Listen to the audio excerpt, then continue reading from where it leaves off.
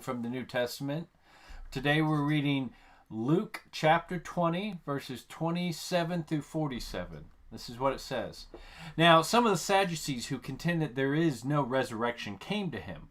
They asked him, "Teacher, Moses wrote for us that if a man's brother dies leaving a wife but no children, that man must marry the widow and father children for his brother." Now, there were 7 brothers. The first one married a woman and died without children. The second one, and then the third one married her, and in the same way, all 7 died, leaving no children.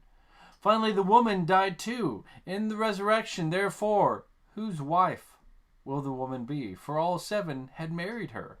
So Jesus said to them, "People of this age marry and are given in marriage, but those who are regarded as worthy to share in that age and in the resurrection from the dead neither marry nor are given in marriage. In fact, they can no longer die because they are equal to angels and are sons of God, since they are the sons of the resurrection. But even Moses revealed that the dead are raised in the passage about the bush, where he calls the Lord the God of Abraham and the God of Isaac and the God of Jacob. Now, he is not the God of the dead, but of the living, for all lived before him."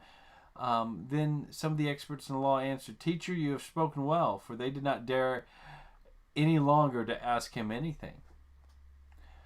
But he said to them, "How is it that they say the Christ is David's son? For David himself says in the book of Psalms, 'To the Lord I said to my Lord, sit at my right hand until I make your enemies a footstool at your feet.' If David then calls him Lord, how can he be his son?" As all the people were listening, Jesus said to his disciples, "Beware of the experts of law. They like walking around in long robes, and they love elaborate greetings in the marketplace, and the best seats in the synagogues, and the places of honor at banquets. They devour widows' property, and make long prayers. They will receive a more severe punishment." Really, the beginning of all of this passage, all 27 through 47, I would view as kind of Jesus letting the people know that that they were embarking on adventures and missing the point. You had the Sadducees, right? And they come to Jesus with a question, but they really didn't have a question. They essentially were trying to make Jesus look bad and really dealing with some false logic. Really, it's a slippery slope logic and argument that we see here.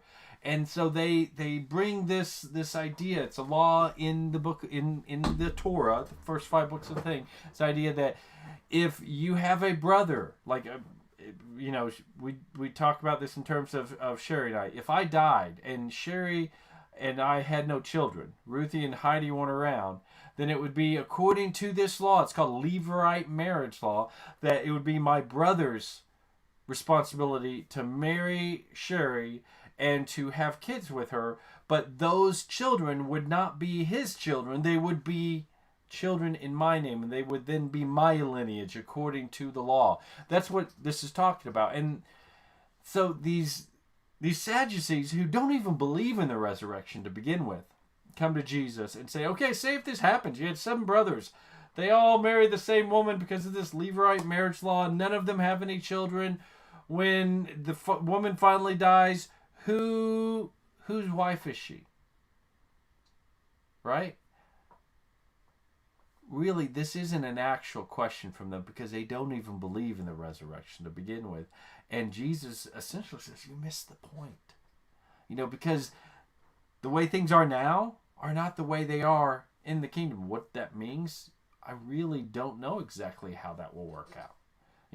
But what I do know is Jesus calls them out for it. You think you have this understanding. You think you know, and you're focusing on this one thing.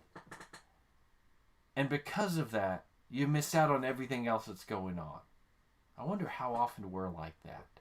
We focus on the minuscule things, and we miss out on the big picture of what God is doing.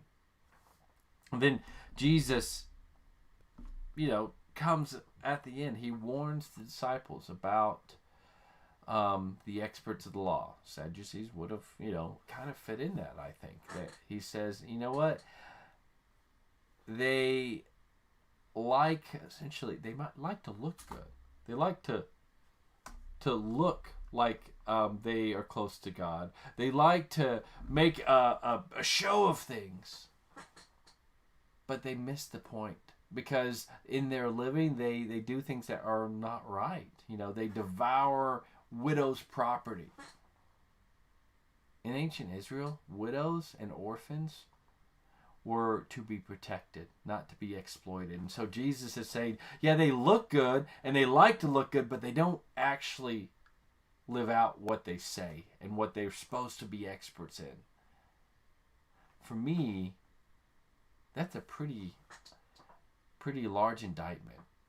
And I think it's an indictment that we as followers of Jesus need to ask ourselves, do we fall into that camp?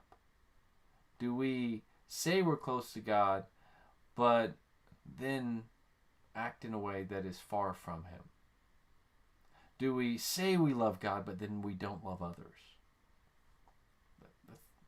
A huge indictment. And, this isn't just about being kind or nice, because, as I've said before, we can be very nice. I guess we can be very nice and not be very loving. I've had some of the most loving conversations that I've ever had have been the most uncomfortable and have been very challenging and honestly not what I wanted to go through. Some of the most hateful conversations that I have been a part of were the nicest, where people were talking to me, they used nice words, but come to find out, they really weren't looking at my out for me. They weren't looking at me in a loving way, and they just did what was easy, not what was right or loving. So, the idea that we need to make sure that we don't focus on the little things, we don't focus on just the minor things and miss out on what God is doing and say, well, you know what, I've got this minor thing covered so that all this other stuff doesn't really matter. That's wrong. That's one of the things that Jesus had a problem with the Pharisees and the Sadducees and really the religious elite of that time, is they said they got it, but they really were only focused on the small things, and they missed that they were called to be loving and to represent the love of God around them. May we be a people, as we follow Jesus, that we are loving, even when it's difficult, even when it's challenging, even when it causes us to not always be nice, but may we always be loving, and may we, in our loving people, treat them with kindness and respect, even if at times it involves, love that challenges. May we be a people who don't miss the point, who major in what's major, not in what's minor. Hope you guys are doing well. Have a wonderful day.